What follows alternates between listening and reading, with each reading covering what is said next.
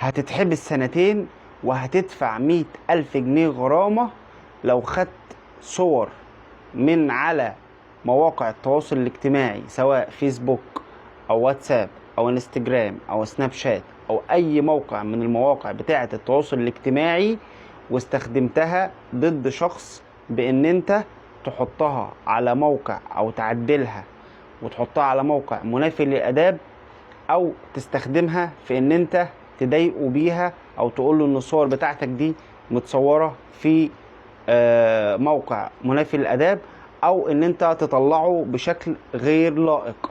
وده طبعا الكلام اللي بتكلم فيه ده طبعا مش كلام مبهم، لان انا ما بتكلمش غير لما يكون في سند قانوني، ده وفقا لنص المادة 26 من قانون مكافحة جرائم الانترنت الصادر في عام 2018. فياريت يا جماعة محدش ياخد صور حد او يبتزوا بيها او ان هو يعدل فيها او ينتقم منه، لان الموضوع مش سايب، وبيبقى في الموضوع ده احكام رادعة جدا.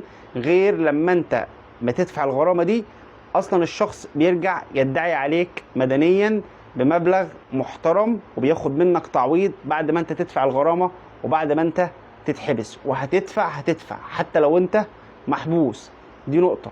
لو في حد ابتزك او حاول يبتزك او يبتزك بصورك، ما تسكتيش او ما تسكتش، واطلع على مباحث الانترنت واعمل ضده محضر، والاجراءات هتمشي مظبوطة والمعاملة كويسة جدا هناك في مباحث الانترنت.